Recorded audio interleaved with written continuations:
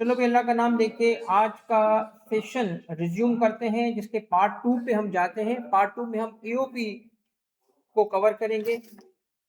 आज के first session में हमने बिजनेस को टैकल किया था, अब हम पार्ट 2 में टैकल कर रहे हैं एओपी को। एओपी और बिजनेस में लिंकेज है, ठीक है। तो सेम तरीके से हम जाएंगे, एक मॉडल डिजाइन करेंगे, उसका भी मॉडल बनाएंगे और उस मॉडल के बाद हम उसको एक प्रैक्टिकल पे अप्लाई करके देखेंगे। आपने बिजनेस को पढ़ लिया, उसका मॉडल पढ़ा, उसका एक न्यूमेरिकल कर लिया और इस वजह से आपकी बिजनेस की रिवीजन भी मिल गई और प्लस आपको एओपी का 80% काम भी हो गया, क्योंकि एओपी के अंदर बेसिकली 80% नहीं, मे बी 90% वही है जो बिजनेस है। कुछ चीजें हैं जो कि समझने की होती हैं। ठीक है बेटा, स्टार्ट करें। ऑनलाइन वालों बेटा एक दफा कंफर्म कर लो तो मैं रिज्यूम करता हूँ, ठीक है। चलें, स्क्रीन वगैरह सब क्लियर है, आए जरा जी। रिकॉर्डिंग स्टार्ट की हुई है, माइक रिकॉर्डिंग सब ऑन है, बस अल्लाह करे ये सिलसिला सही चले, ठीक है। चलो, अच्छा बेटा, सबसे पहले एक एओपी से मुतालिक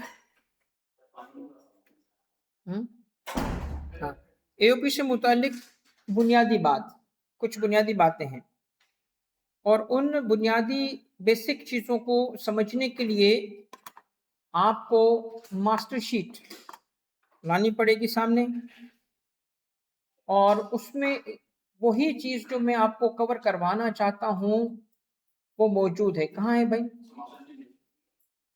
खुली हुई थी ये? नहीं, ये इसमें मैंने दूसरा वाला खोल दिया था तो बंद हो गई होगी। सेव कर दो ना इसको, डाउनलोड कर, डाउनलोड क्रोम में जाए, वो करे क्रोम में, और ये वाला क्रोम इसमें जाए, इसमें ये यहाँ से डाउनलोड्स। हाँ, अच्छा, इसके अंदर बेटा एक मास्टर शीट पे टैब ज्यादा होंगे।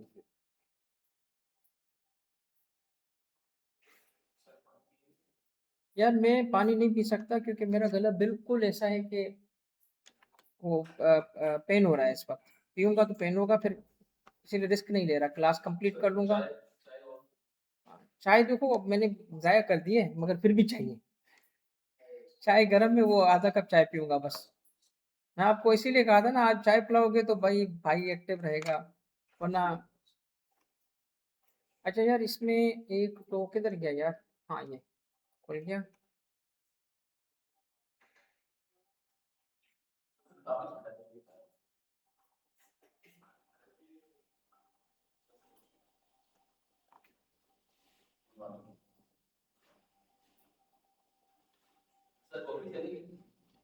वाह, अगर अच्छी हो तो बस ठीक है, जो भी है, बिस्मिल्लाह बिस्मिल्लाह। नहीं नहीं, साथ में दुआएं, बस के अल्लाह करे बस ऐसे ही रहे, कल का सेशन ले सके। हाँ, पहली दफा सीए में जो ये वर्कशॉप होती है ना, उसका पहली फर्स्ट एवर वर्कशॉप मैंने ली थी। दिस इज 2006 और 7, फर्स्ट टाइम मैं टीचिंग कर रहा था कराची में और मुझे लगा कि बच्चे एंड पे जो है ना सारा भूल भाल चुके हैं, तो मैंने कहा जी मैं आपको एक सेशन रखूंगा जिसमें सारा रिवाइज करा दूंगा। रमज़ान था, 7 घंटे मैंने कंटिन्यूसली पढ़ाया और उसके बाद मैं बीमार हो गया। मगर मैंने कहा यार 7 घंटे तो कुछ भी नहीं है, फिर एक सिलसिला शुरू किया था 10 to 10। 10 to 10 का मतलब है सुबह 10 से रात 10 बजे तक कंटिन्यूस मैंने पढ़ाया है पास्ट में।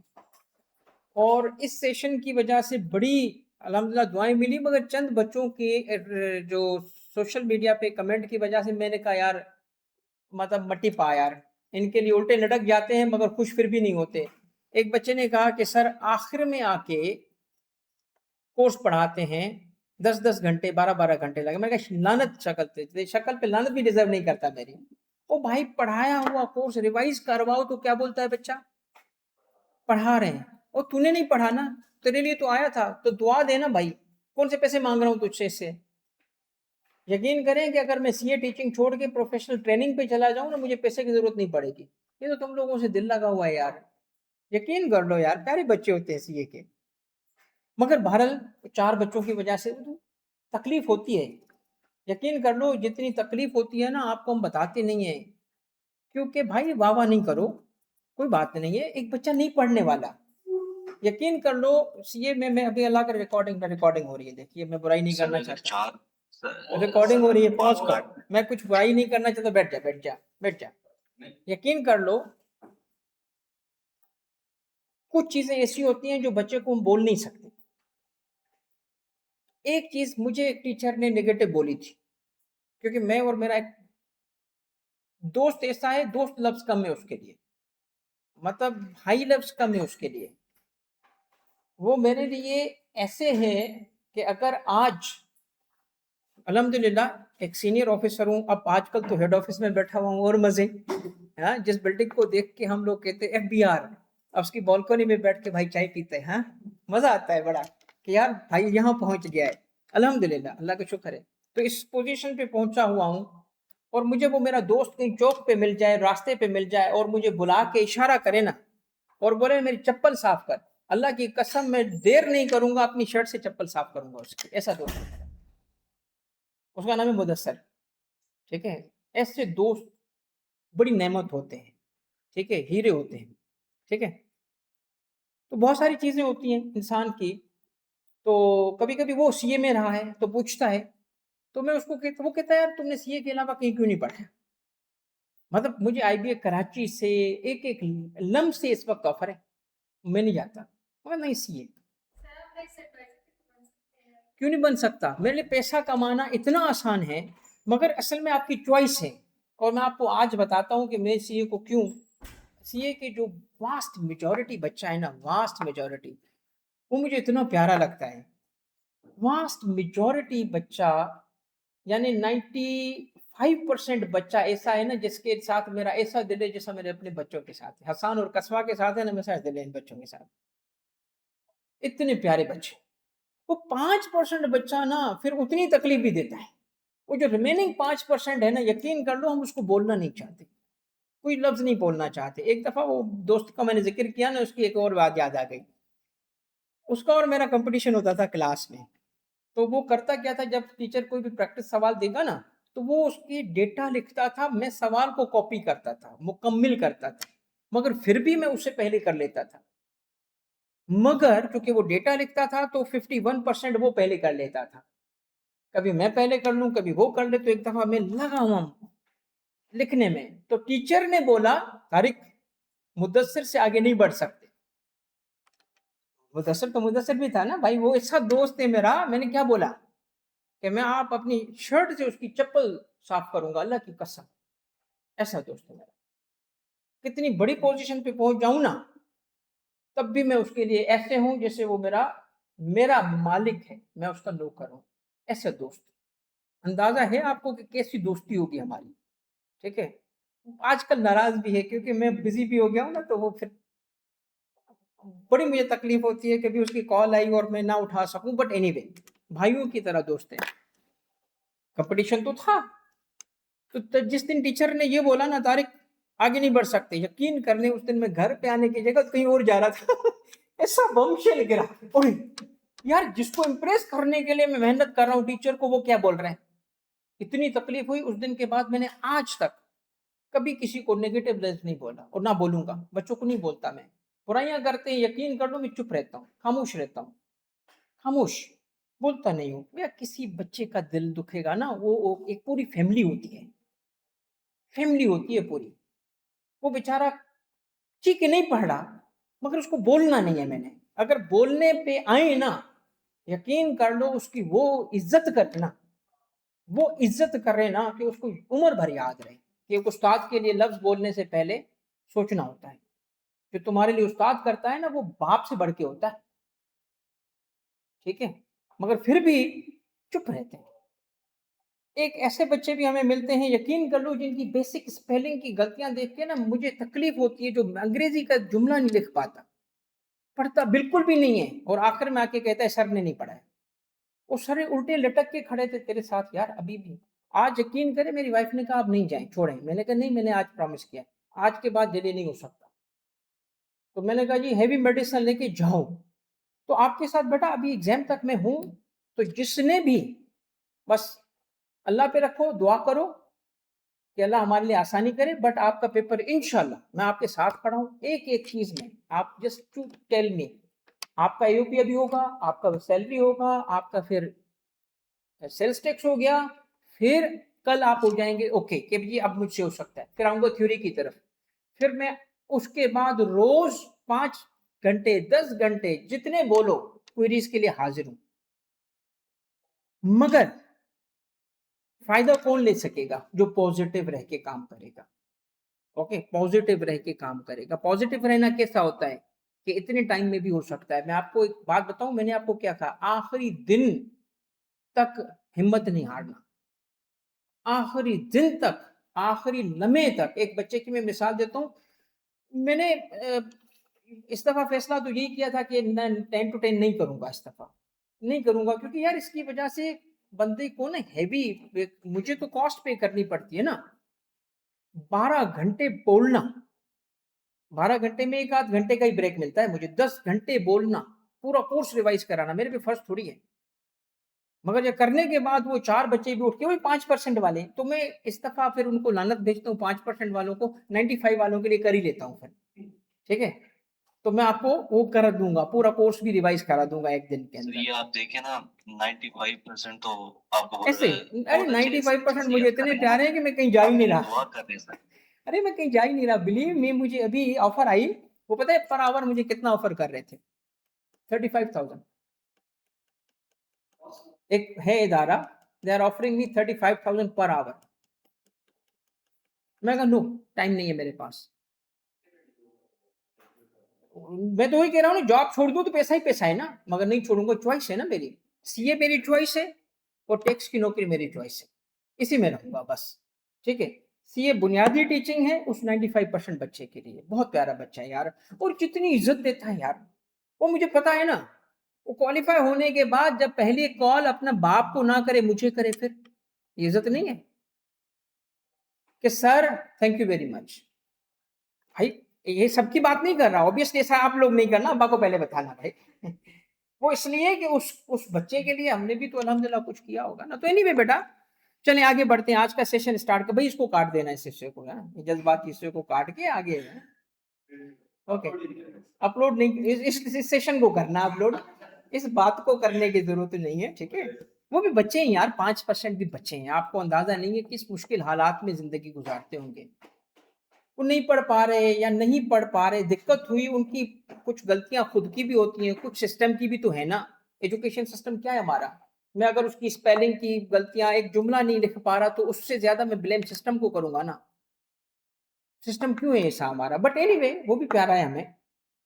कभी कभी मैं इसलिए पता है चुप क्यों रहता हूँ, मैं नहीं डांटता किसी बच्चे को, मेरे लिए कुछ भी लिखते ना मैं चुप रहता हूँ, मैं कहा जाने दो, खैर है। उसकी वजह पता है क्या है? क्योंकि जब मैं उसको अपना बच्चा बोलता हूँ तो बच्चों को नहीं बोलते।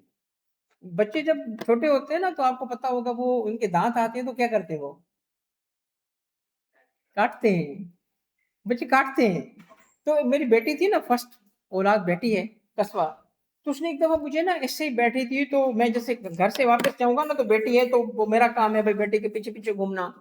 तो अब मेरी वाइफ किचन में खड़ी है और मैं कस्बा के साथ बैठा हूँ, तो कस्बा छोटी थी, उसने मुझे यहाँ एग्जैक्ट, मुझे पता है शायद निशान आज भी ना हो, उसने यहाँ काटा।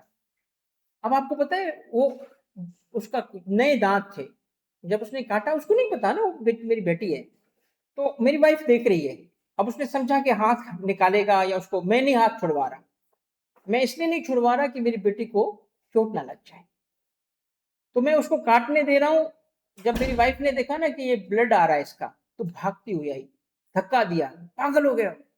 मैं कहा मैं नहीं हाथ हटवाऊंगा, इसे काटे, ये खुद छोड़ेगी, मैं झटके से निकालू, उसको तकलीफ होगी मेरी बेटी को। और यही मैंने अपने बेटे के साथ किया, तो तुम भी मेरे बेटे हो ना, तुम भी मेरी बेटियां हो ना, काटो, परवाह नहीं है, दुआएं ही देंगे। ठीक है, इससे फर्क नहीं पड़ता बेटा। मगर इतना बता दूं, जब बोला है ना साथ दूंगा, तो उल्टा लटक के साथ दूंगा। कितने दिन है अभी एग्जाम में, बताओ? क्या तारीख है? 8 है। पेपर कब है? 21 तक साथ हूं तुम्हारे। जितने घंटे, कितने घंटे चाहिए डेली? 8 10 मैं हूं। टाइम आप रखो ना हूं, आप अगली दफा मुझे पढ़ाते नहीं देखोगे। मगर जरूरी क्या है? आप लोगों का पॉजिटिव होना। पॉजिटिव होकर कोशिश तो करते हैं ना। जो बच्चा कहेगा कि नहीं ये है वो है, जो बहाने, उस 1 आध % की वजह से मजा जरूर खराब होता है। मगर वो वही बात है, 90% तो प्यारा है ना। तो चले बेटा, स्टार्ट करें अभी सेशन यार। अच्छा बेटा ऑनलाइन एक दफा कंफर्म करो तो मैं स्टार्ट करूं बेटा। चले भाई, बिस्मिल्लाहिर्रहमानिर्रहीम, अल्लाह का नाम लेके अभी यहां से स्टार्ट होना चाहिए रिकॉर्डिंग भाई, ठीक है? वो जज्बाती बातें काट देना। चलो बेटा, सेशन का सेकंड पार्ट स्टार्ट करते हैं, एओपी। अच्छा बेटा, सबसे पहले तो आपको ना थोड़ा सा एओपी के बारे में वो लर्निंग और एग्जाम का गैप होता है ना, गैप फिल करने की कोशिश करूंगा कि सवाल कैसे बनता है, मगर उस गैप फिल करने के से पहले थोड़ी सी लर्निंग करा देता हूं। एओपी में ये पॉसिबिलिटी है। सबसे पहले पहला पॉइंट ऑनलाइन बेटा आपके लिए क्लियर है सब कुछ?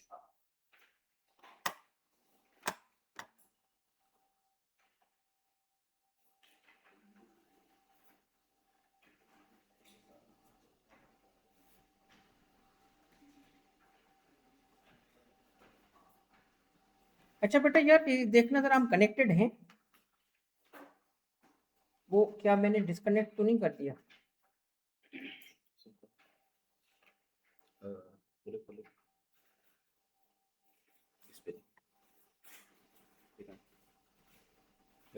ओके, कनेक्टेड है, ठीक है।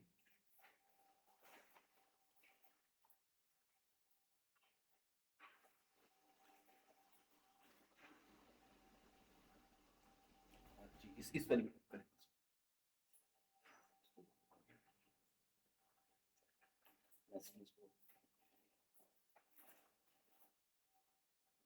ओके, चलो बेटा देखो, सबसे पहले बेटा आपको पता होना चाहिए कुछ दो तीन बेसिक चीजें हैं। एक, एओपी से मुतालिक बात जो आपको पता होनी चाहिए कि एसोसिएशन ऑफ पर्सन के मेंबर हमारे कोर्स के अगर आगे रखेंगे तो दो किस्म के हो सकते हैं बेटा। एक होगा इंडिविजुअल, एक कंपनी भी हो सकती है, राइट? एग्जामिनर अगर आपको ये सवाल एओपी के हवाले से जो बात बताने वाला हूं मुमकिन है कि किसी एमसीक्यू में ना दे दे, तो आप जरा तवज्जो रखिएगा, ठीक है? और वो ये है कि अगर किसी एओपी में, AOP means partnership, company partner हो तो क्या होगा? ओके, ऑनलाइन ठीक है बेटा? कंपनी पार्टनर हो तो क्या करेंगे, ये सीख लें पहले। आए इसका एक मॉडल बनाते हैं, मगर ये फेयर मॉडल नहीं है, लर्निंग है, एक मॉडल अलग बनेगा। ओके,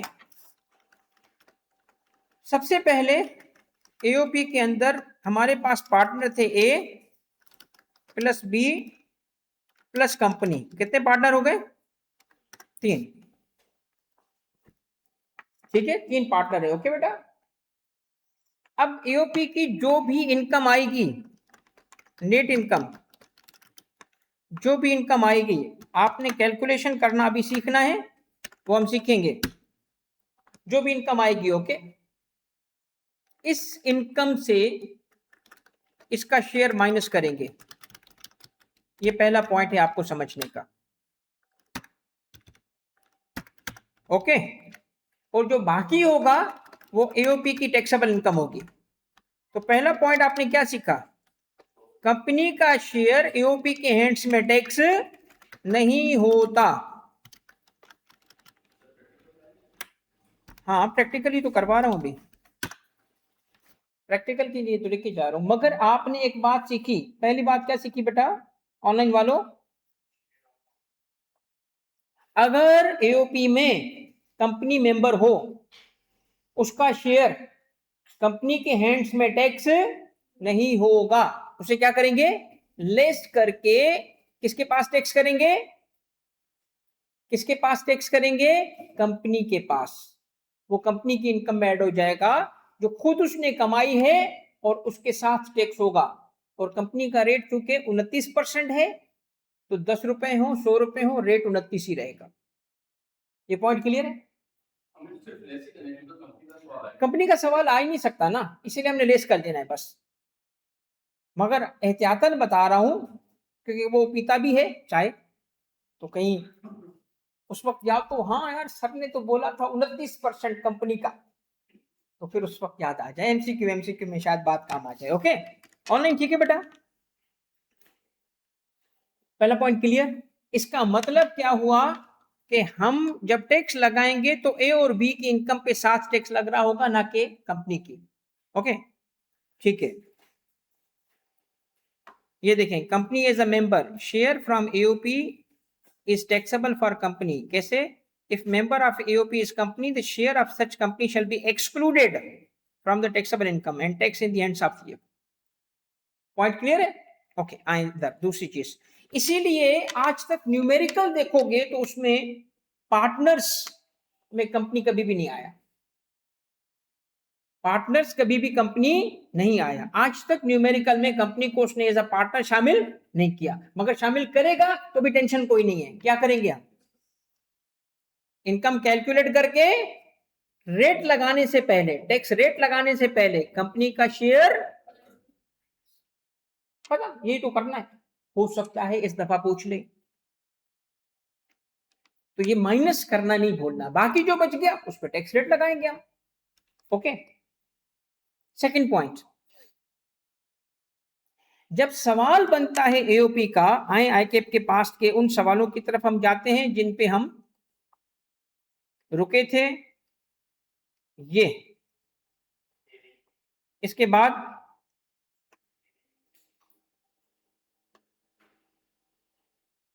ये सवाल second, question number 2A, for the purpose of this question assume today date है 31 अगस्त 25, जाफर एसोसिएट्स इज क्या है? एसोसिएशन ऑफ पर्संस विथ कितने पार्टनर्स? 2, मंजूर और Adeeb. Sharing profit and loss किस रेशो से? 1:3 रेस्पेक्टिवली। 1 किसका है? मंजूर का, और 3 किसका है? तो 25-75 का रेशो इनका।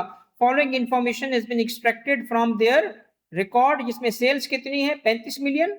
कॉस्ट ऑफ सेल सेम, देखिए सेम डेटा है, बिजनेस का तरीके का सेम है। ऐसे ही होगा एओपी में भी, ऐसे होगा। एओपी का सवाल बनेगा ना तो सेम बिजनेस का सवाल दिखेगा, होगा ही बिजनेस का। फिर फॉलोइंग इंफॉर्मेशन, एडिशनल इंफॉर्मेशन, आखिर में क्या कहता है?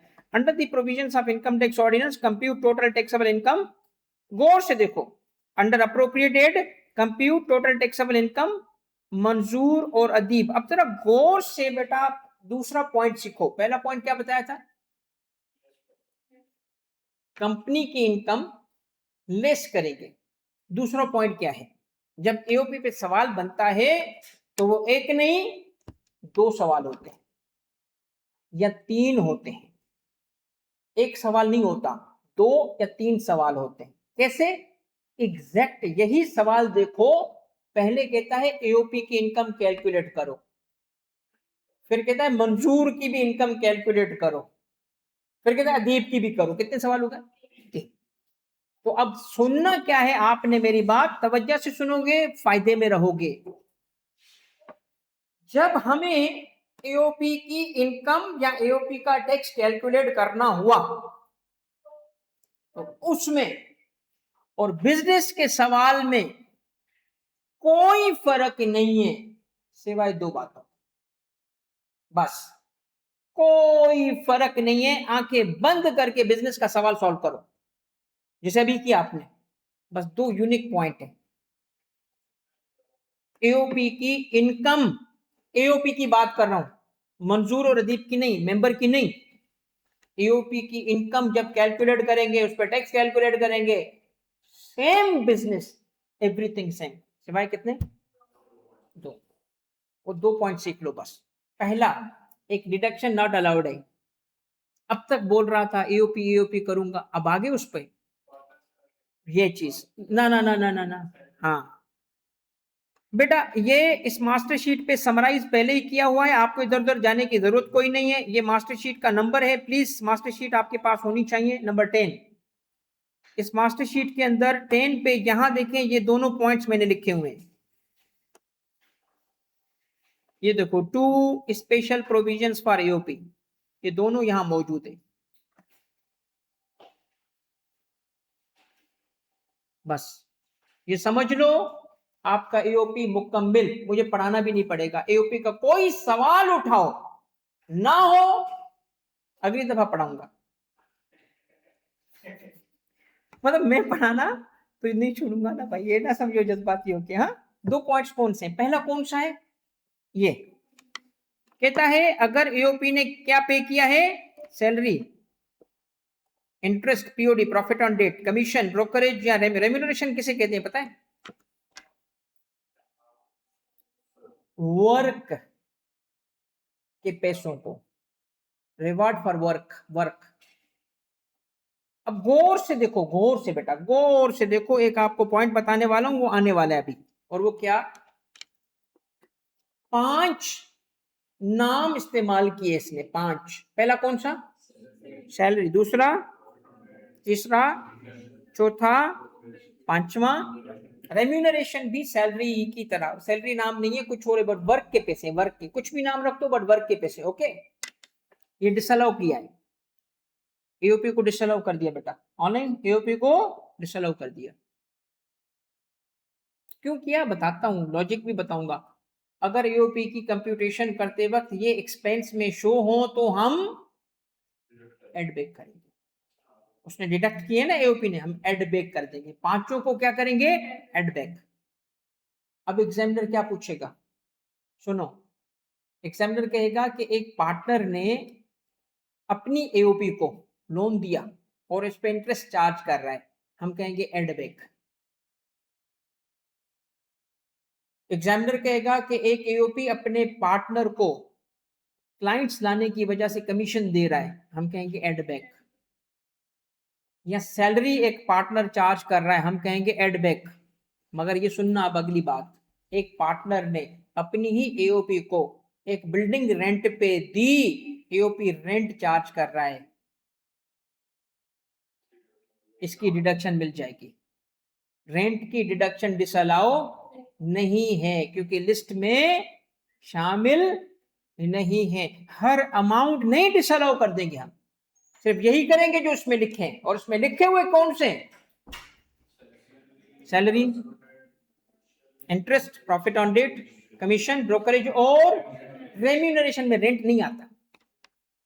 रेंट वर्क के लिए नहीं है, प्रॉपर्टी के लिए है, और रेम्यूनरेशन वर्क के लिए होता है। हाँ, सबर करेंगे, मिसयूज रीजन की तरफ आप जा रहे हो ना, रीजन की तरफ मैं भी आऊंगा, मगर उस रीजन से पहले मुझे कुछ कंटेंट देने दो। तो पहला खास पॉइंट कौन सा है एओपी का?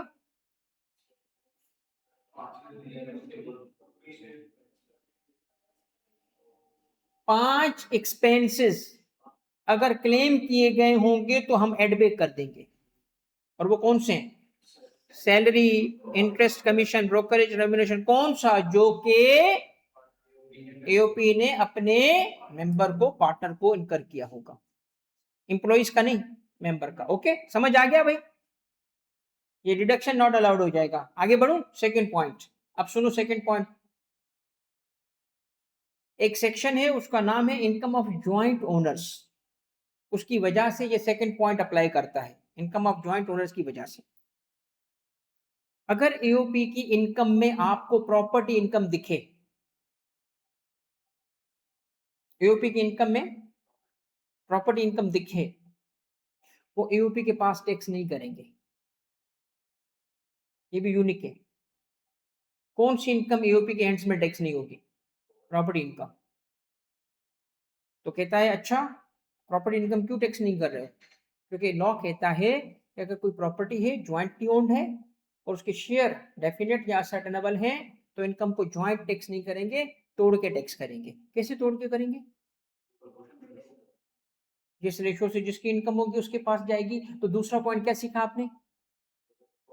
न्यूमेरिकल में प्रेजेंट करना सिखाऊंगा, वो तो आ रहा है ना अभी, मगर दो पॉइंट बताओ कौन से?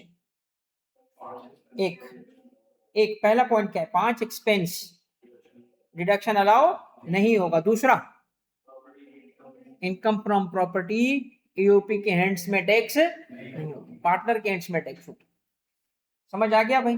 बस, अब इसके अलावा एओपी का एक पॉइंट भी नहीं है भाई, सारा बिजनेस है। सवाल करें? आए जरा सवाल देखें, करें नहीं, क्योंकि और भी तो पढ़ाना है ना, अभी मॉडल तो बनाने दो ना। फिर मॉडल बना लूं फिर ठीक है। आए जरा मॉडल बनाते हैं।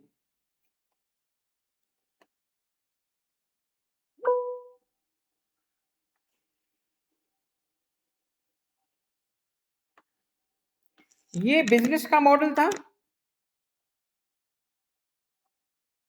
इसी को मैं यहां ला रहा हूं, सेम मॉडल को। और इसमें से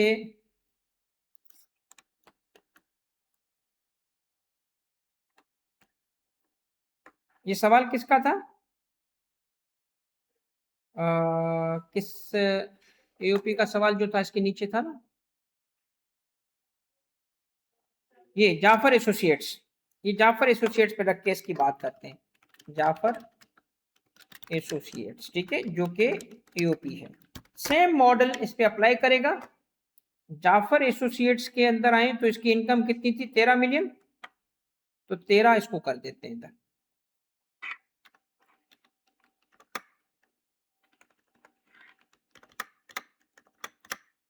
ठीक है, अब बाकी सारा सेम सेम, सारा बिजनेस सेम, ये ओपी था, सिर्फ 2 पॉइंट सेट कर लो। कौन से? एक पहला वाला एड,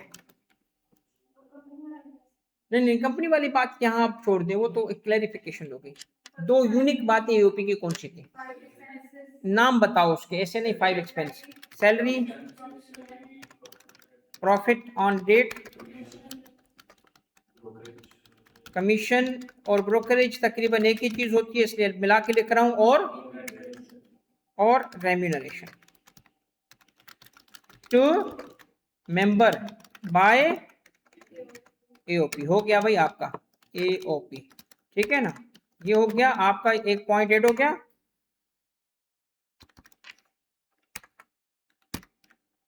ये क्या हो जाएगा यहां पे? ऐड। सही है। दूसरा क्या था? नहीं आएगी ना, अगर गिवन है डेटा में गिवन है, क्या करेंगे हम उसको? एओपी के पास टेक्स्ट नहीं कर सकते। लाओ भाई दूसरा पॉइंट, ये शुरू में ही लिख देता हूं। दूसरा पॉइंट क्या होगा? रुके जरा, दूसरा पॉइंट होगा सर इधर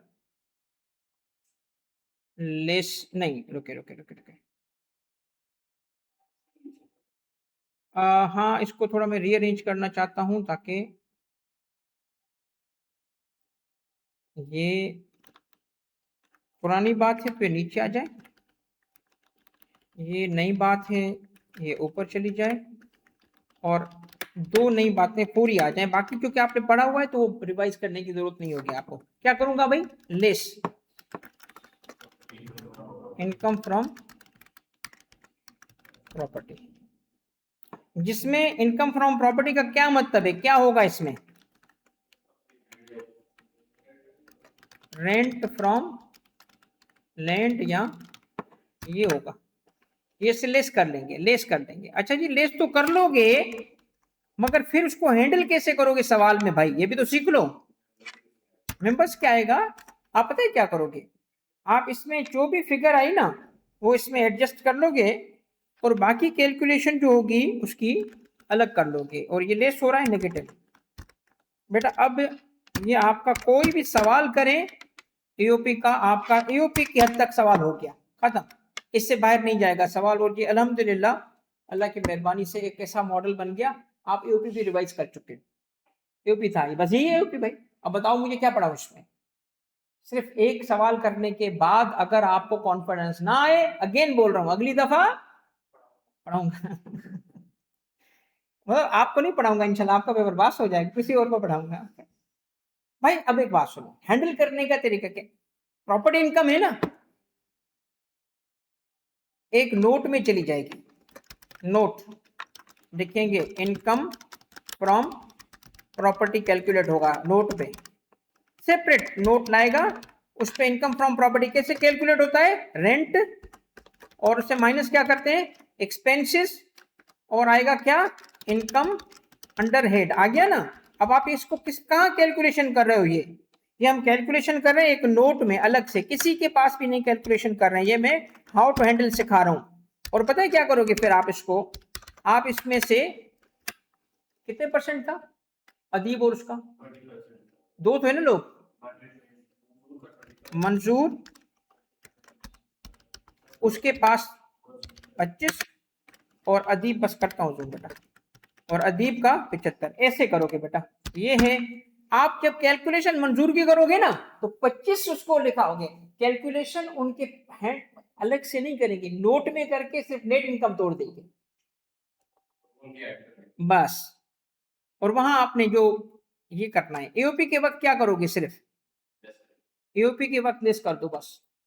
अगर शामिल है तो लिस्ट कर दो, क्योंकि नेट इनकम से ही स्टार्ट करोगे ना तुम, इनकम वही तरीका होगा, प्रॉफिट बिफोर टैक्स से स्टार्ट होगा। देख लो ये है, देखा है प्रॉफिट बिफोर टैक्सेशन, हाँ इससे स्टार्ट करेंगे। इसमें प्रॉपर्टी इनकम शामिल है, लिस्ट कर लो। लिस्ट करके क्या करोगे, नोट पे जाओगे, नोट में क्या करोगे, ये वहां प्रॉपर्टी की कैलकुलेशन करके मंजूर को उसका 25 और अदीब को उसका 75 दे दो। तो एक्सपेंस फिक्सेंस जो भी माइनस होते हैं वो वहां माइनस होंगे। ओके हो गई बात? क्या आपको ये बात समझ आ गई एओपी की? अब अगर एओपी का सवाल इसके अलावा एक पॉइंट भी बेटा मुश्किल नहीं है, हाँ ट्रांजैक्शन हो सकता है कि मुश्किल हो, जो आपको दिक्कत करे समझने में, कंटेंट बाहर नहीं है, ये पूरी कंटेंट है एओपी की। ओके, एक बात और सुन लो, इस सवाल में पहली चीज क्या पूछी गई है वो पढ़ लो। आपका जो मैंने अभी बातें बताई है ना, वो इसको कंप्लीट कर चुकी है, इस बात को। Compute total taxable income of JA, बस ये ऐसे कैलकुलेट होती है, इसमें कोई नई बात नहीं आएगी। Part B, compute total taxable income किसकी, मंजूर और अदीब की। असल में जब भी हम बात करते हैं ना सर एओपी मुश्किल है, सर एओपी नहीं समझ आ रहा, वो इसकी वजह से नहीं आ रहा क्योंकि ये सेकंड पार्ट मुश्किल है, पहले में कुछ भी नहीं था। तो जब सवाल बनेगा एओपी का, सुन लो, उस सवाल का 60 से 65% ईजी है, क्योंकि वो बिजनेस ही तो है विद दीज 2 पॉइंट्स, वही तो है। असल बच्चा फंसता किस पे है, रिमेनिंग पे, उसमें 2-3 पॉइंट वाकई मुश्किल है। और लास्ट अटेम्प्ट में एक बच्चा था, इसी अटेम्प्ट में, लास्ट में नहीं, इसमें इस अटेम्प्ट में, यानी लास्ट अटेम्प्ट में, उसको मैंने, यही जो देर तक जागना होता है तो मैं पूरी पूरी रात जागता हूँ बच्चों के लिए, तो शाम के टाइम पे उसने मुझे सवाल पूछा, सर एओपी भूल गया हूँ, जरा रिवाइज कराएं। उसको वॉइस नोट भेजा, मैं इसी तरह करता हूँ, पूरा पूरा अवेलेबिलिटी की जो बात है ना, पूरा मैं रिवाइज करा देता हूँ उसको, बेटा इस तरह इस तरह इस तरह इस तरह, समझ आया? उसने कहा सर मैं दूसरा टॉपिक पढ़ रहा हूँ, बाद में सुनता हूँ।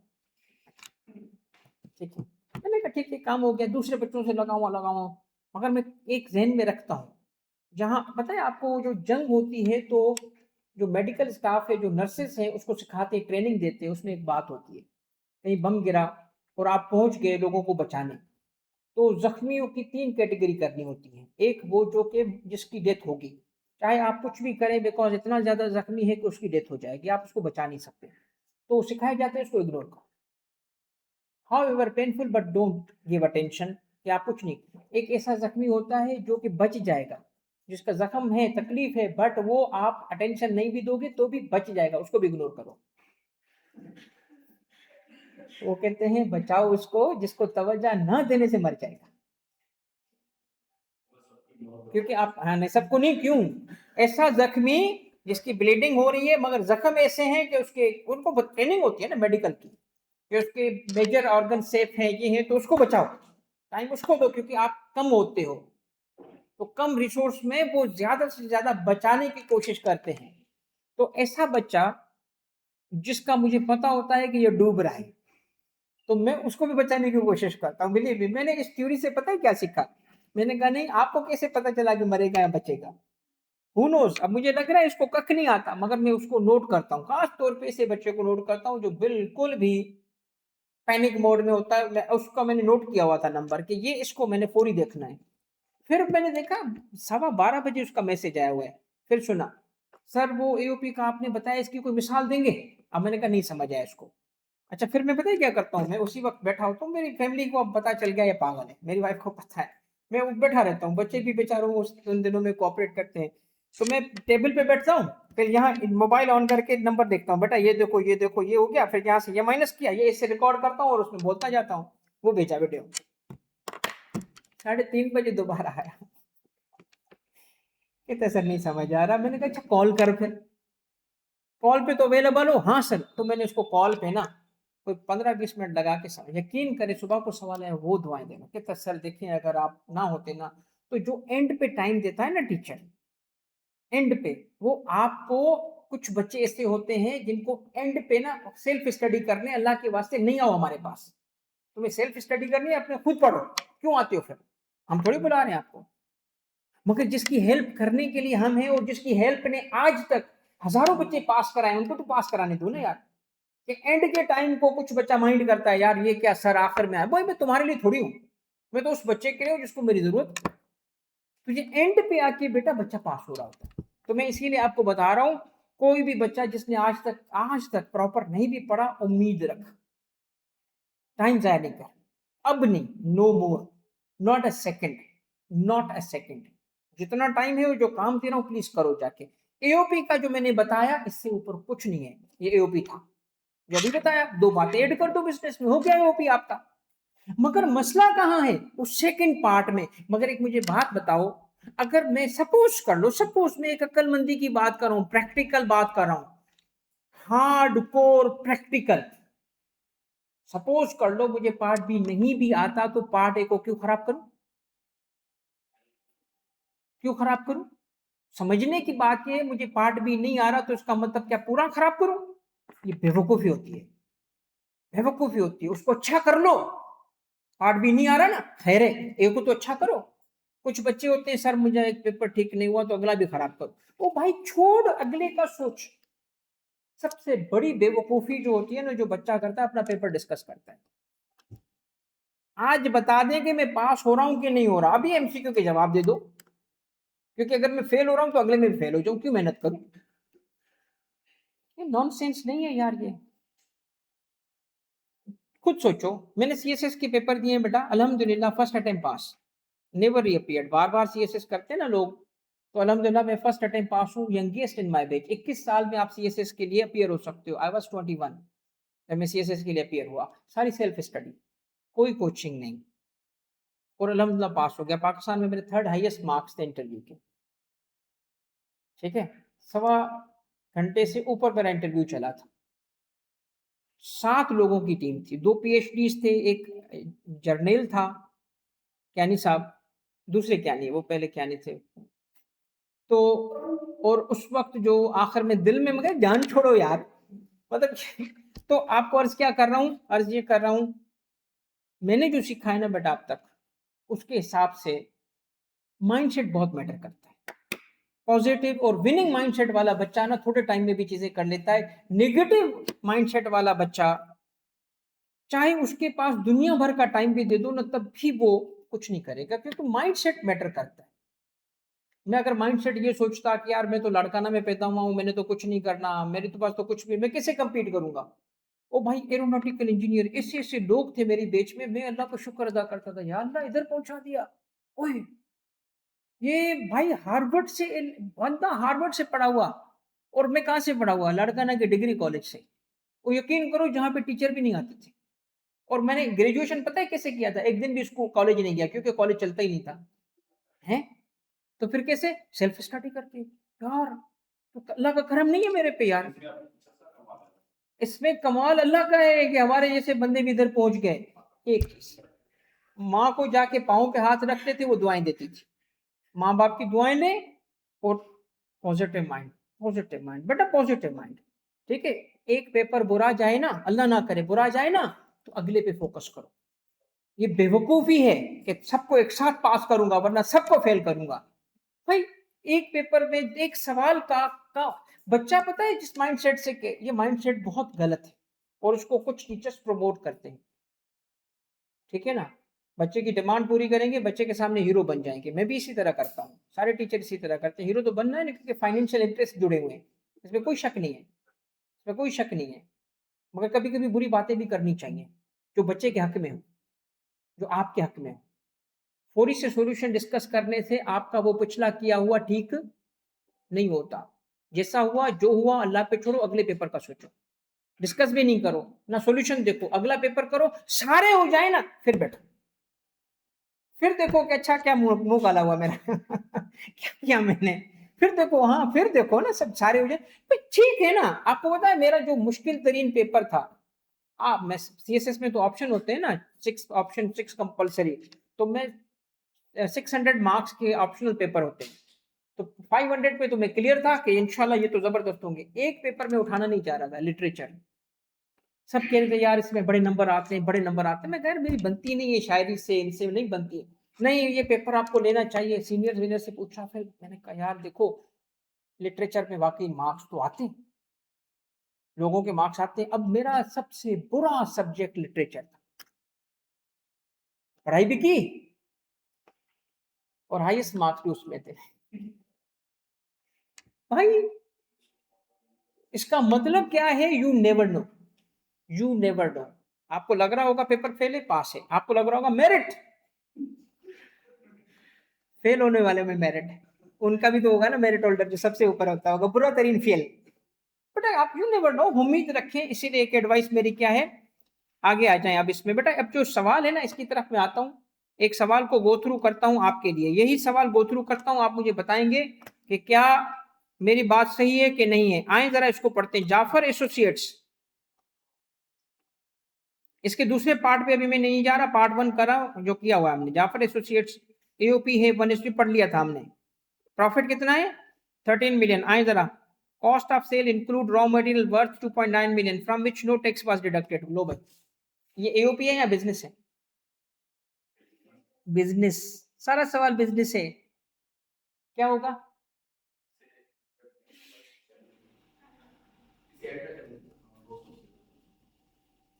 अब आपको एक चीज याद होनी चाहिए, section 21 deduction not allowed, tax नहीं कटेगा तो एडबैक डिसअलाउ। मगर कॉस्ट ऑफ सेल है तो उस पर लिमिट है, डिसअलाउंस भी पूरा नहीं होगा, एक लिमिट में होगा। भूल गए?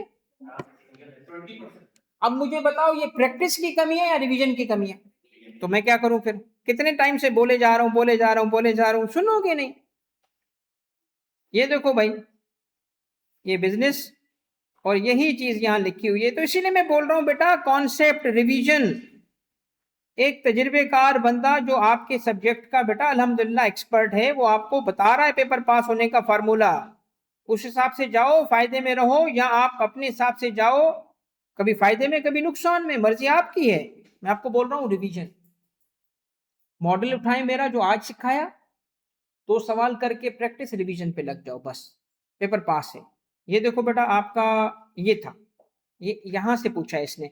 तो अगर आप 100 सवाल भी कर लोगे ना, तो आप सारा लॉ नहीं आ सकता 100 सवालों में, तो 2-4 करके भी मॉडल सीख लो। फिर प्रैक्टिस के टाइम लगाने के बजाय रिवीजन रिवीजन रिवीजन, याद रहे याद रहे। देखो भाई क्या लिखा है इसमें, कहता है एक्सपेंडिचर होगा पेड विदाउट टैक्स डिडक्शन ना, वो डिसअलाउ होगा। मगर डिसअलाउ किस केस में? ये पूछा इसने, ये पूछा इसने 20% से एक्सीड, तो पूरा डिसअलाउ नहीं करेंगे, 25 का 20% डिसअलाउ कर देंगे। तो कितना एडबैक करोगे इसमें?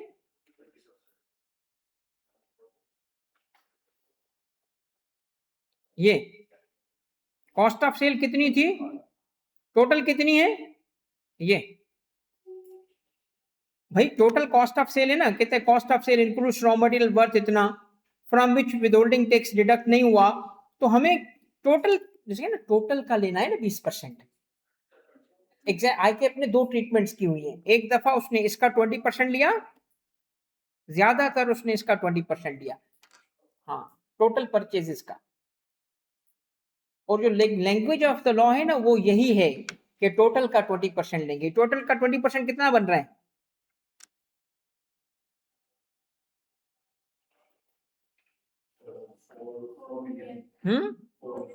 तो सारा एडबैक हो जाएगा, सारा डिसअलाउ हो जाएगा, क्योंकि उसके अंदर ही है। पूरा एडबैक कर दो। टैक्स डिडक्ट ना होने की सूरत में एक्सपेंस डिसअलाउ होता है, इस पे अपर लिमिट है 20% ऑफ द टोटल परचेजेस। ठीक है, अगर उसके अंदर था पूरा एडबैक हो गया, पूरा डिसअलाउ। मगर 4 मिलियन से ऊपर होता हम 4 तक को डिसअलाउ करते। ओके, मगर ये एओपी था या बिजनेस है? सवाल तो एओपी का था सर। अभी सवाल एओपी में सिर्फ 2 ही बातें, बाकी बिजनेस है। ऑपरेटिंग एक्सपेंस में सैलरी है इतनी, पेड टू मंजूर, क्या करोगे भाई? मंजूर कौन है? उसको मिलने वाली सैलरी क्या हो गई? एडबैक। उधर 20% टोटल का लेंगे। यस, ये देखो भाई क्या है, रेंट। किसने रेंट दिया है? Rent of 1.5 15 lakh pay to Adeeb for letting out his bungalow to JA, यानी अपनी एओपी को एट द कंसेशनल रेट्स पे उसने दिया है। फेयर मार्केट वैल्यू है उसका। भाई मुझे बताओ क्या करोगे? अदीब की इनकम पे जो टैक्स लगेगा तो लगेगा, बात की बात है, मगर उसने जो 15 लाख रुपए रेंट के कमाए हैं, किससे? एओपी का एक्सपेंस बना है, तो 15 लाख को क्या करेंगे? कुछ भी नहीं। सही किया, इग्नोर करेंगे। क्यों? रेंट अलाउड है।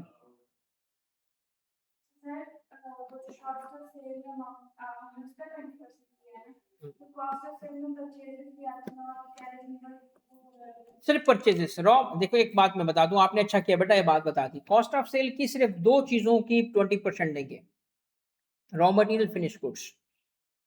उसके 20% के अंदर अंदर एक्सपेंस डिसअलाउ होगा।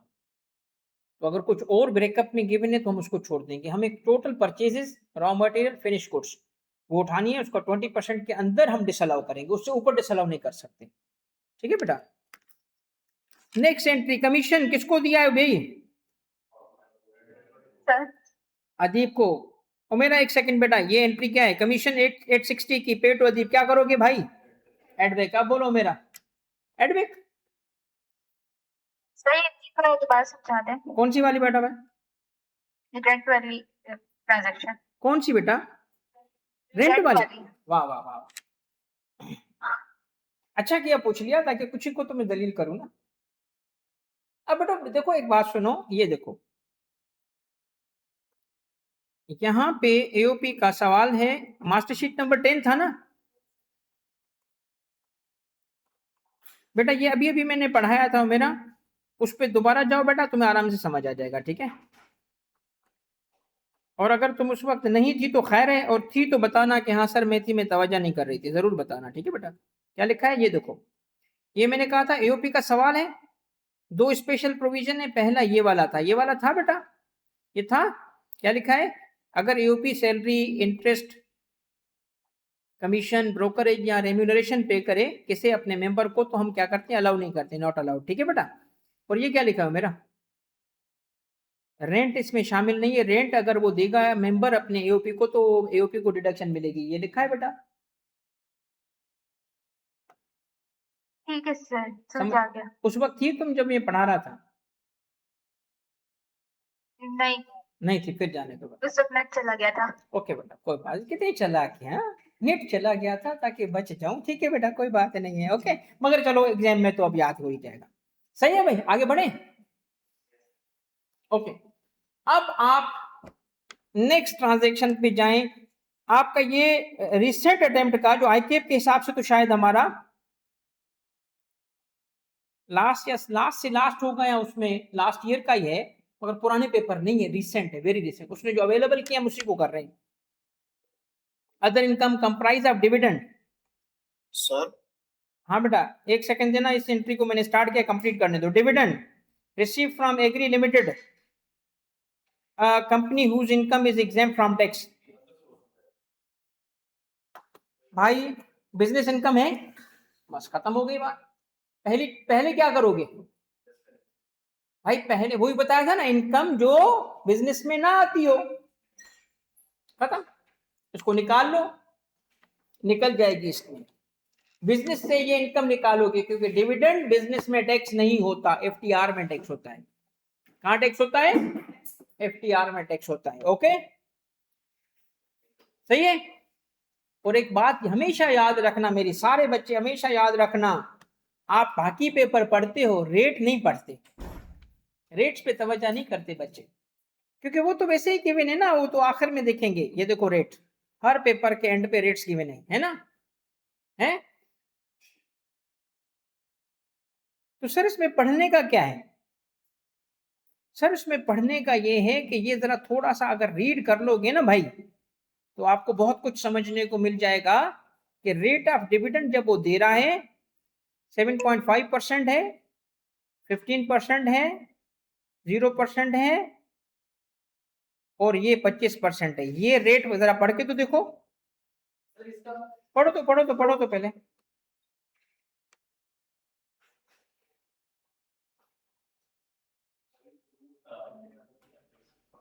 पच्चीस % कब रेट लगेगा? जब person receiving dividend from a company जिसपे टैक्स, यही तो पूछा है।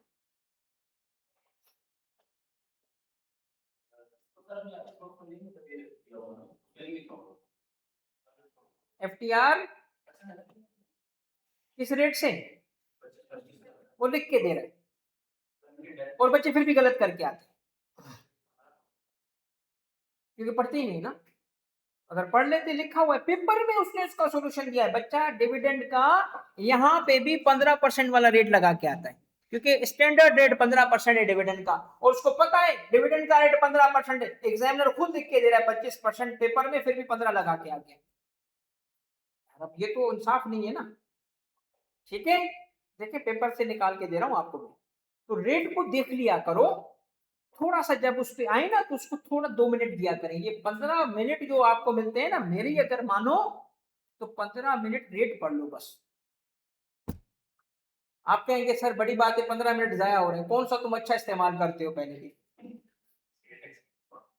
15 मिनट वैसे ही आप जाया करते। चलो बेटा, एक बात सीखी अभी आपने पता क्या सीखा? कि अगर कंपनी पे टैक्स ना हो तो उसे मिलने वाले डिविडेंड का रेट 15 नहीं है, 25 है। और वही एग्जामिनर ने इसमें पूछा था। क्लियर है बच्चों?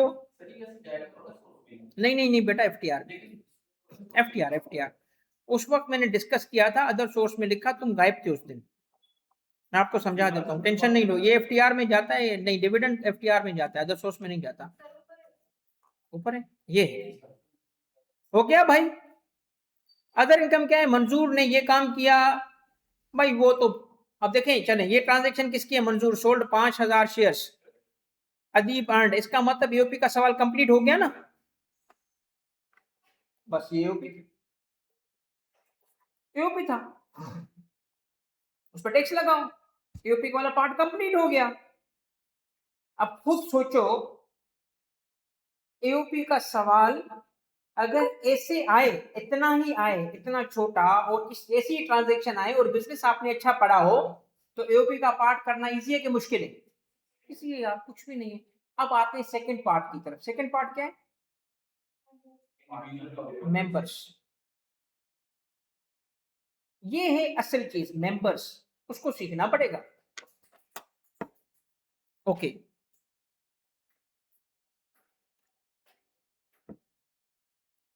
अगर मैं क्विकली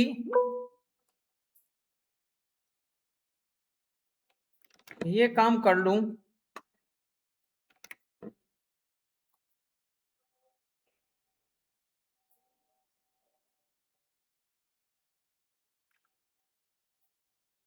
इस सवाल में पहले क्या था? कॉस्ट ऑफ सेल था, पूरा का पूरा ऐड हुआ था, ठीक।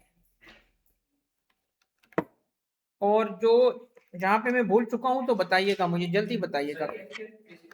बताता हूँ बेटा सवाल। ऐड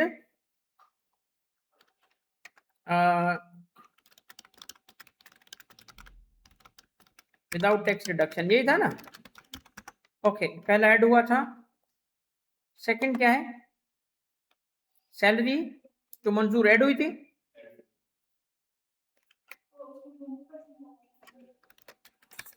सर ये 20% डिसअलाउ होगा, वो ऐड होगा सिर्फ। हाँ बेटा, एक सेकंड।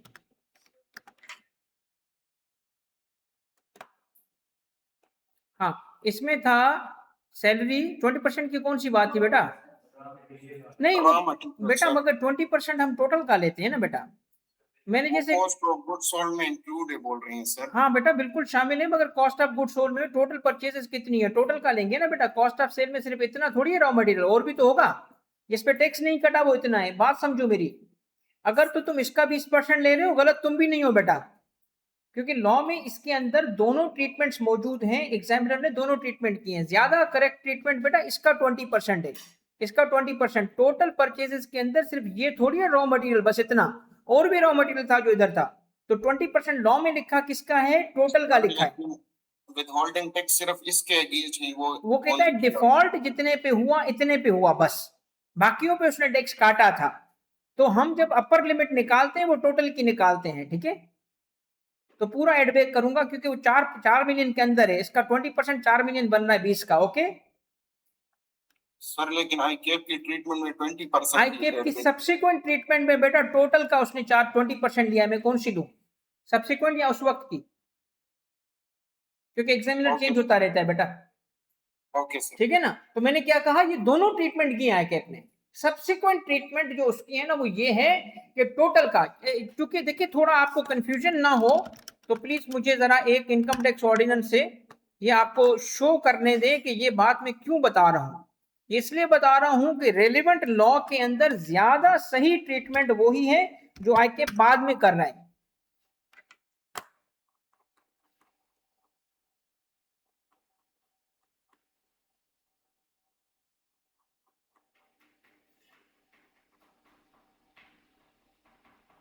ये बेटा 21 आ गया, ये देखो यहां लिखा है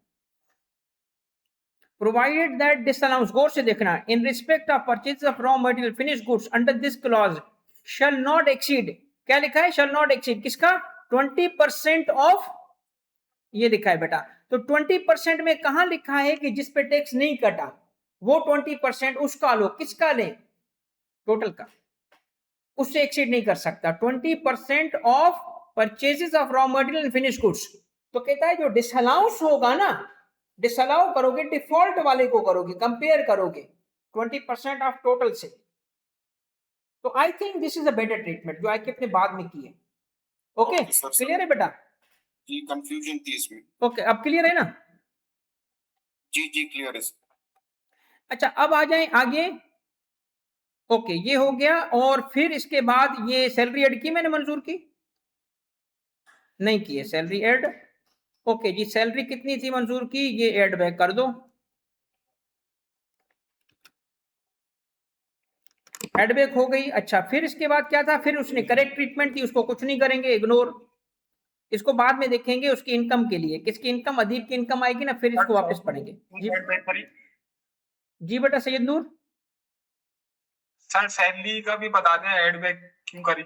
इसलिए कि बेटा एक डिसअलाउंस है, ये डिसअलाउंस मैंने आपको एक बात इधर भी लिखी थी, ये देखो ये मैंने मॉडल बनाया आपका, ये नया पॉइंट मैंने कहा एओपी के लिए ये 2 नए पॉइंट्स हैं बस।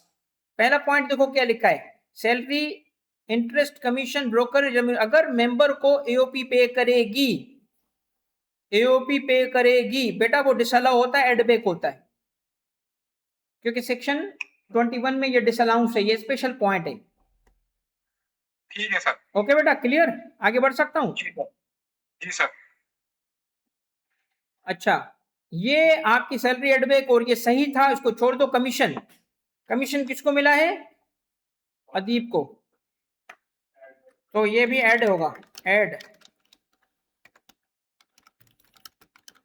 सर जी ये रेंट पे अदीब के उसमें टैक्स होगी पर्सनल। जी जी बेटा वो उसके पास जाएगी, वो उसकी जो है यहाँ से एडबैक, आप बिल्कुल सही कह रहे हो, बट उसके लिए वेट करो थोड़ा, आने दो उन दोनों तक, उसके लिए ही लिख रहा हूं क्योंकि मुझे वो लोग समझाने हैं। सबर करना, एडबैक टैक्स होगी नहीं होगी सबर करना, मैं आपको ना सारी लॉजिक समझा दूंगा, बस आपने सिर्फ अगला जो मुश्किल पार्ट है ना उसकी मैं तैयारी कर रहा हूँ, मुश्किल पार्ट पढ़ा नहीं रहा। क्या हो गया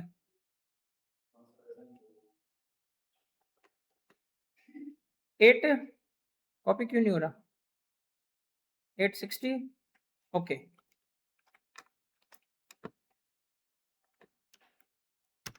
हो गया, सही है भाई। उसके बाद क्या था, अदर इनकम, डिविडेंड शामिल था, डिविडेंड माइनस कर लो। डिविडेंड जो होता है बेटा एफटीआर में टैक्स होगा, उसका रेट भी मैंने दिखा दिया था। क्या करूंगा, क्योंकि शामिल है डिविडेंड, गलत जगह पे शामिल है, बिजनेस में हम नहीं शामिल कर सकते यूपी के पास डिविडेंड, ठीक है। कितना है, हाँ other income includes dividend net of received from whose income is exempt, amount कितना है, ये ऊपर लिखा है सर। कहाँ लिखा है बेटा, 6 million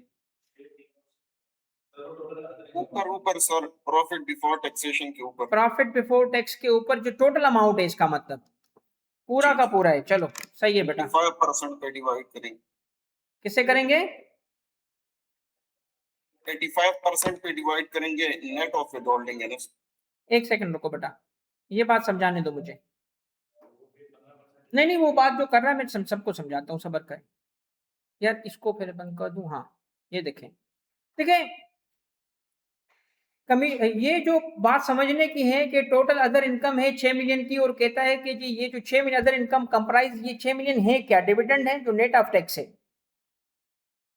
receive from agri limited, और ये कंपनी है। अब मुझे इतना बता दो, एक बात समझने की है, इसने शामिल कितना किया है? 860। रॉन्ग।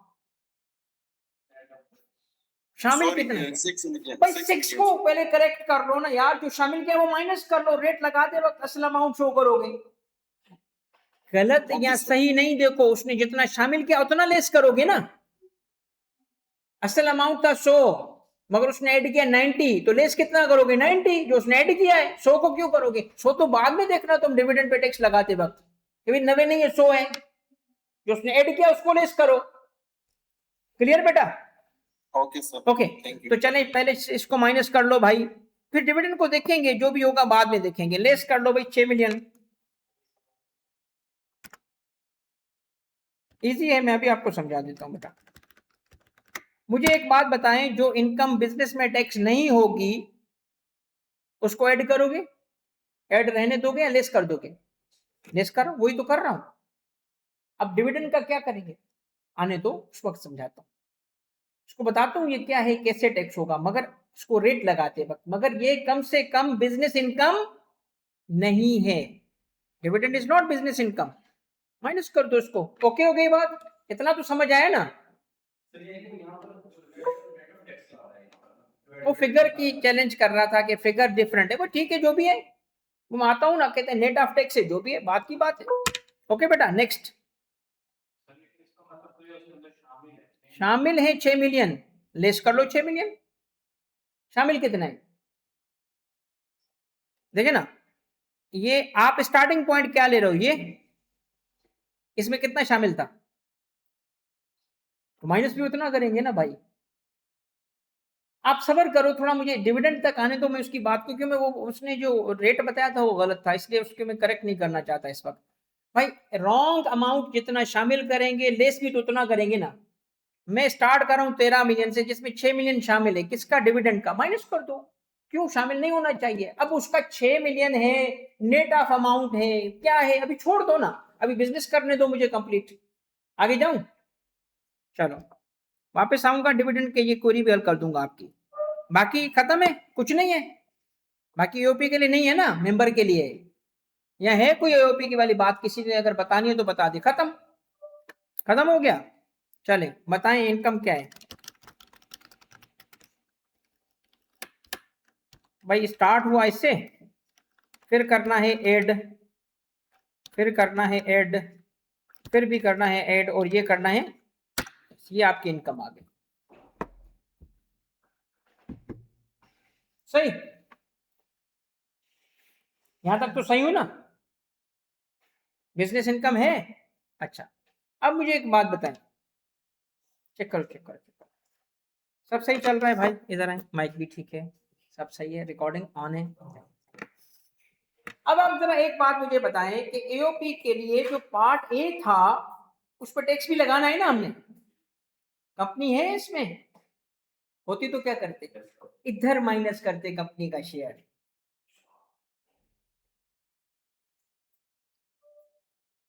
प्रॉपर्टी इनकम है नहीं है, होती तो माइनस कर चुके होते ऊपर से हम। एओपी के पास प्रॉपर्टी टैक्स नहीं होता, होता तो माइनस करते थे हम।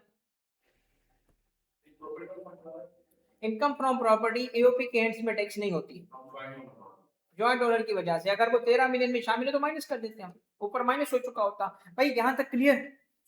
कोई मुश्किल आई क्या? कुछ नहीं है ना?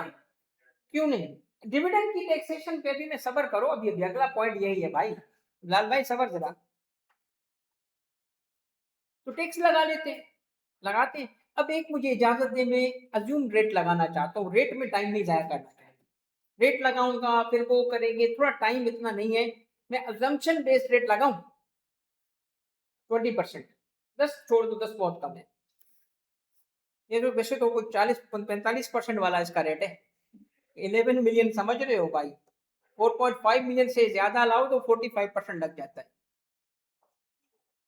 जो बंदा टैक्स देता है ना, वो तो क्या सोचता होगा हम टैक्स देने वाले क्या बोल रहे हैं, गलत हो रहा है इसके साथ। इसमें हाँ हाँ हाँ, बिल्कुल ऐसे ही करते हैं। कम मैं कैसे करा दूं, गवर्नमेंट से कराओ भाई, मैं गवर्नमेंट थोड़ी कम लेते हैं, पागल। 1 रुपया नहीं छोड़ते, कम लेते हैं। कहते मशवरे ही ना दे बस आप तो। ये कहते हैं टैक्स देने के मशवरे ना दो, मैं तरक्की कैसे करूंगा भाई, पागल। मुझे भी तो तरक्की करनी है ना भाई, तो उल्टे सीधे मशवरे देके ये टैक्स लगाओ, ये टैक्स लगाओ, ऐसे लोगों को मारो, ऐसे लोगों को मारो, फिर कहेंगे तुम्हें तो क्या जबरदस्त अफसर है, इधर आ तू, इधर आ, तरक्की कर, तरक्की कर।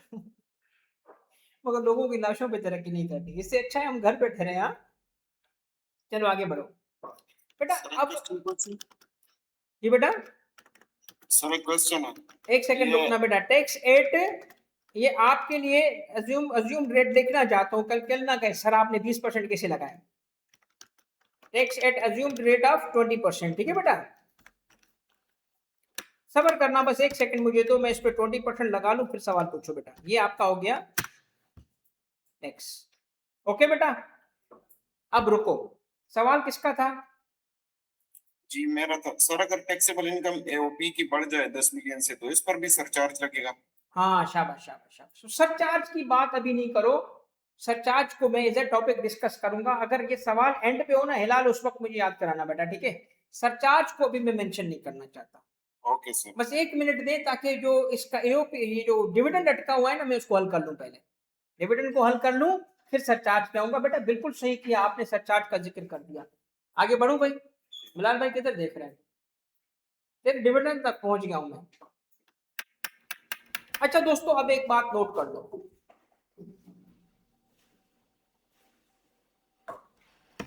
इसके लिए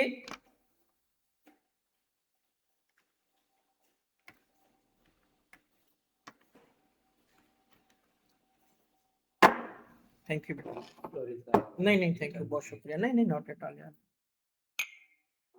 अच्छा जी, हमारे पास है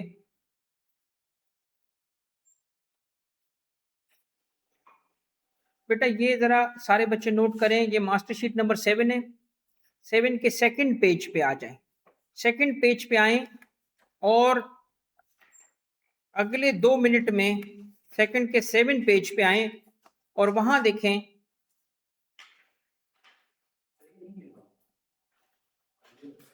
अभी बता रहा हूं।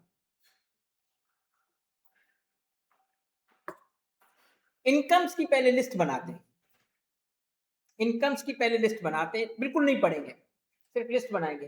पहली इनकम कौन सी लिखी है बेटा? Dividend, okay. सेकंड क्या लिखिए बेटा? बोनस शेयर्स, ठीक है।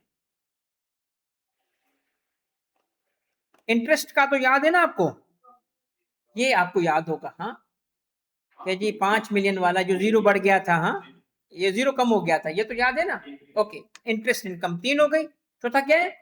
रॉयल्टी। बस लिख लो इनकम्स को लिख लो, कितनी हो गई? 4। और ये 5वीं क्या है? Fee for technical service, FTS। ये पहले 5 इनकम्स को तो याद कर लो, बस इसको 5 को याद कर लो। कौन सी इनकम्स थी? Dividend, bonus share, profit on debt, royalty, FTS, okay.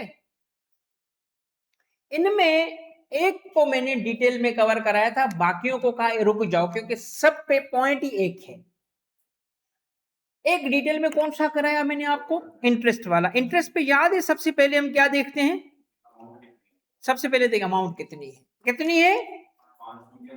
5 million से कम है तो FTR, ज्यादा है तो देखेंगे बिजनेस है कि नहीं है, बिजनेस है तो, और नहीं है तो।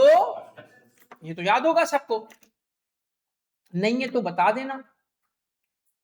इसका मतलब क्या है कि अगर किसी की इंटरेस्ट इनकम 5 मिलियन के बराबर या उससे कम हो वो एफटीआर है। तो जब भी मैं बोलूंगा ना इस लिस्ट में इंटरेस्ट इनकम या प्रॉफिट ऑन डेट, मतलब ये इसकी बात कर रहा हूं, सब केसेस की बात नहीं कर रहा। किसकी बात करूंगा? वो 5 मिलियन से कम वाले की, बराबर और कम वाली। ठीक है, 4 इनकम्स और 5वीं ये, इसको छोड़ के 4 बताओ। Dividend, bonus share, royalty, FTS, FIFA technical service. Okay, ये 4। 5वीं कौन सी? मगर कब? 5 मिलियन या उससे कम। ओके, ये पांचों इनकम एफटीआर इनकम है। एफटीआर का क्या मतलब है? किसी हेड में ऐड नहीं होती, किसी हेड में ऐड आखिर में हम उसको लिखते हैं। कैसे लिखते हैं? ऐसे लिखते हैं। इधर टेक्स्ट निकाला, अब थोड़ी मैं डिस्क्रिप्शन चेंज करना चाहता हूं।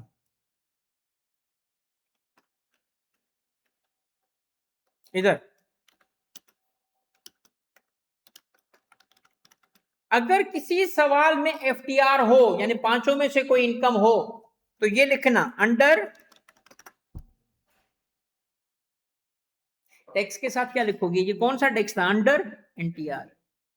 इन 5 के अलावा सारी एनटीआर है, normal tax regime, normal method से टैक्स कैलकुलेट हुआ है। फिर क्या लिखेंगे? Add FTR. तो कौन सी ट्रांजैक्शन आई इसमें? डिविडेंड। उस पे टैक्स लगाएंगे ना, ठीक है, टैक्स ऑन डिविडेंड लगाएंगे ना। कितना था डिविडेंड? नहीं, अब मैं उसकी बात आ रहा हूं जो बच्चे ने कहा था नेट ऑफ टैक्स है। भाई डिविडेंड का टोटल अमाउंट निकालो, रेट लगाओ और इधर टैक्स ऐड कर दो। अब टोटल रेट तो 25% है, 15 नहीं है बेटा। ऑनलाइन किसने ये रिमार्क दिया था कि सर ये 15% से वर्क बैक करेंगे? क्योंकि बेटा वो 15% वाला केस नहीं है। कौन था बच्चा? सर पेपर में नीचे लिखा था। हाँ हिलाल, पेपर में नीचे 25% लिखा है बेटा। ये देखो, गौर से पढ़ो। Other income comprising of dividend net of tax. Okay, ये लिखा है ना नेट ऑफ टैक्स, तो ये 6 मिलियन नेट ऑफ टैक्स है, बिल्कुल सही है। मगर क्या लिखा है? Received from agri limited company, जिसकी इनकम क्या है बेटा? इसको क्यों नहीं पढ़ रहे? Okay sir. और आगे जब पेपर के एंड पे जाओगे तो रेट वही लगेगा ना जो इसके लिए एप्लीकेबल है। ये देखो 25% कब? जब ऐसी कंपनी से लो जो कि एग्जेम्प्ट हो। ये देखो, जिस कंपनी की इनकम एग्जेम्प्ट है उससे डिविडेंड 25% पे होगा, तो वर्क बैक 25 पे करोगे, 15 पे नहीं। तो आपका टोटल डिविडेंड कितना होगा? 6 मिलियन।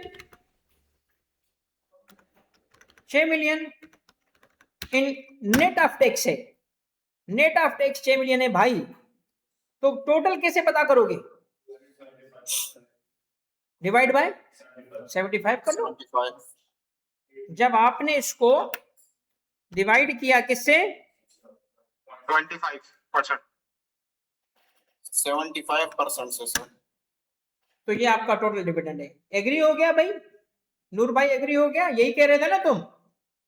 जी सर, फिर वो 100 से मल्टीप्लाई करते थे। हाँ, ये देखो भाई, अब पता है आप लिखोगे कैसे? ऐसे लिखोगे बेटा, प्रेजेंटेशन ऐसे लिखोगे, एड। अब प्रेजेंटेशन सीख लो। जब जब ये 5 इनकम कौन सी थी ना? पीछे हो अभी भी तुम। Dividend, bonus shares, royalty, FTS, और कब? 5 मिलियन से कम वाला प्रॉफिट। ये पांचों ऐसे पेश करो, ऐसे प्रेजेंट करोगे जैसे मैं भी कर रहा हूं। ये एफटीआर है, लिखोगे पहले क्या? टैक्स निकाल के अंडर एनटीआर लिखोगे, और फिर क्या लिखोगे? ये लिखोगे एड। सबर तो कर, सबर तो कर। अंडर एफटीआर, और फिर अंडर एफटीआर की जो इनकम आ रही होगी वो डिविडेंड है इस केस में। एक ट्रांजैक्शन दो भी मुश्किल से होती हैं। और क्या लिखोगे? 8 मिलियन, और मल्टीप्लाई शो करोगे किससे? 25% से। और मेरा बेटा जो टैक्स आएगा ना, ये अब मैं इसलिए हटा रहा हूं क्योंकि अब आपने देख लिया कि कैसे 8 मिलियन आया। कैसे 8 मिलियन आया? कैसे? मैंने वर्किंग शो कर दी थी। ओके, हाँ बेटा, डिविडेंड में ये नहीं देखते बेटा, वो इंटरेस्ट में देखते हैं। सिर्फ इंटरेस्ट में देखते हैं, ठीक। डिविडेंड में तो कुछ भी सारा है, ऑल केस एफटीआर। बताएं कितना आया, टैक्स कितना आया, 2 मिलियन।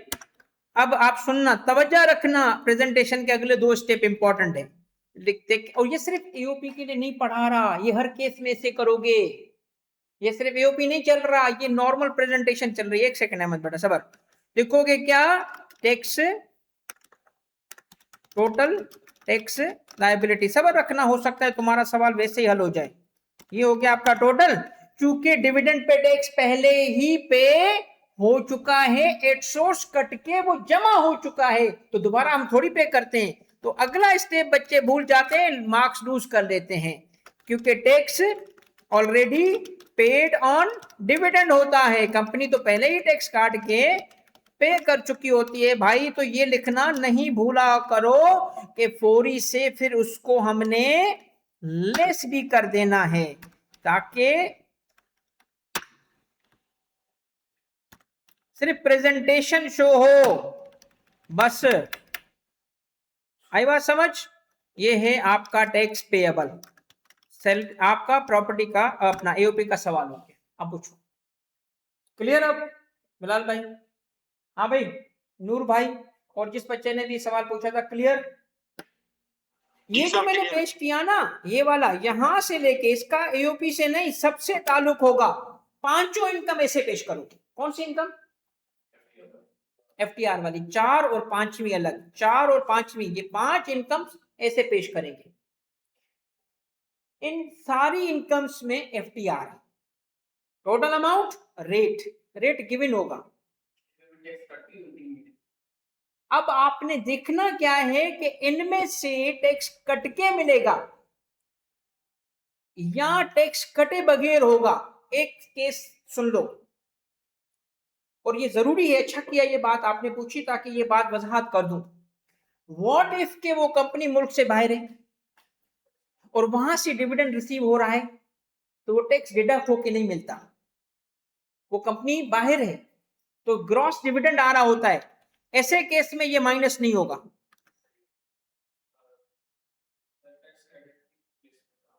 हाँ, क्रेडिट प्लेस कहां होता है? आपने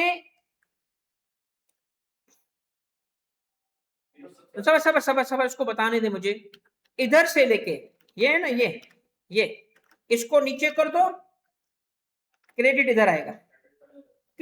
एफटीआर से क्रेडिट थोड़ी माइनस होता है, क्रेडिट सब माइनस करके जो बचेगा वो ये होगा। इधर आखिरी जो क्रेडिट माइनस हो चुके होंगे ना, फिर एफटीआर प्रेजेंट करोगे। एफटीआर कब शो करोगे? जब सब कुछ हो चुका। भाई क्लियर है ऑनलाइन वालों? नहीं, इंटरेस्ट भी हो सकता है, बोनस शेयर भी हो सकते हैं, एफटीएस भी हो सकता है, रॉयल्टी भी हो सकती है, सब हो सकता है। नहीं, आमतौर पे डिविडेंड चेक करता है, मगर मैंने 5 इनकम बता दिया आपको। बोनस शेयर्स के सूरत में पता है वो क्या करता है? बोनस शेयर्स का तरीका भी सीख लो। बोनस शेयर देगा ना, फेयर मार्केट भी बताएगा शेयर्स का।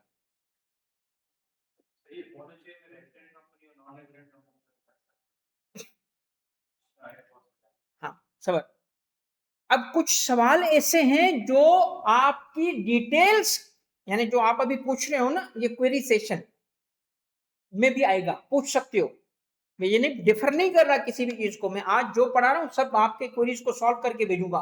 मगर if you need more details, घर जाके पता चले नहीं ये अभी भी मुझे समझ नहीं आया, या मुझे इसकी तो सेशन जो हम रखेंगे क्वेरी उसमें ले आना, नोट कर दो कि ये मुझे सर से ज्यादा डिटेल पूछनी है, मास्टरशीट खोलूंगा, रिवाइज करा दूंगा। ठीक है, तो अब इस एओपी के सवाल को कंप्लीट करने के लिए मैं आगे बढ़ना चाहता हूँ। बोनस शेयर का जो मैं जिक्र कर रहा था वो यूं था कि बोनस शेयर देगा। बोनस शेयर मिलता किसको है? शेयर होल्डर है। कंपनी ने बोनस शेयर दिए ना, मिसाल लेते हैं 5 लाख के शेयर्स थे, फेयर मार्केट कितना है? 5 लाख। आपको पता है क्या बोलेंगे?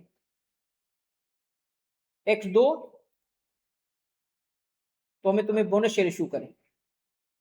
हाँ, वो टैक्स तो लेके शेयर करेगा, और अगर नहीं दोगे ना उतने शेयर रोक लेगा, देगा ही नहीं, शेयर रोक लेगा, कहेगा रुको तुम्हारे शेयर बेच के टैक्स दे देंगे। मतलब टैक्स तो कट जाता है ना यार, एक केस होगा जिसमें टैक्स नहीं कटा होगा, जो मैंने अभी बताया, कंपनी बाहर हो और वो डिविडेंड दे, उस केस में माइनस नहीं करना। Are we clear? ऑनलाइन वालों क्लियर? सरप्राइजिंगली यार मेरा, हालांकि तबीयत बिल्कुल, मैं सुबह था ना बहुत आउट था, मतलब मेडिसिन खा के आया था, मैंने कहा अल्लाह खैर, मगर मुझे फील हो रहा है I am very young and happy, all the health feel हो रही है। पता है क्यों? क्योंकि तुम लोगों की शक्लें देख के लग रहा है काम हो रहा है इनका। हाँ चलो भाई नेक्स्ट स्टेज पे आते हैं, अब सबर करो और सुनो। असल सवाल एओपी का, यहां तक हर बच्चा अगर थोड़ा कॉमन सेंस भी इस्तेमाल करेगा कर सकता है। क्यों भाई? एओपी के मॉडल में हमने कोई चेंज नहीं किया सिवाय किस चीज के? इन दो बातों। एफटीआर इसमें थोड़ी था यार, एफटीआर का एओपी से क्या ताल्लुक? इससे नहीं, हाँ ये बस ये था नई बातें, बाकी तो वही था। कोई फर्क आया? नहीं, बिजनेस का सवाल ही था, तो हमने एओपी में तो कुछ खास बात पढ़ी नहीं। अब आओ एओपी में आते हैं। देखिए जब एओपी का सवाल है तो सवाल की रिक्वायरमेंट में पार्ट 2 पढ़ें, क्या लिखा है?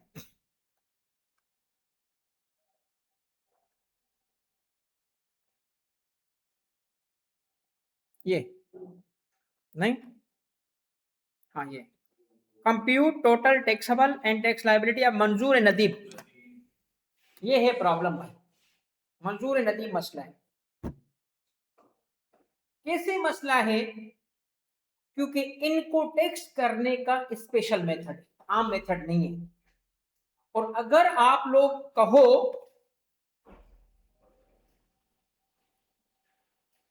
क्योंकि मैं टाइम देख रहा हूं, नहीं पागल हो, कल आज हो ही नहीं सकता, कल तो सेल्स टैक्स होगा, आज तो अभी चल रहा है।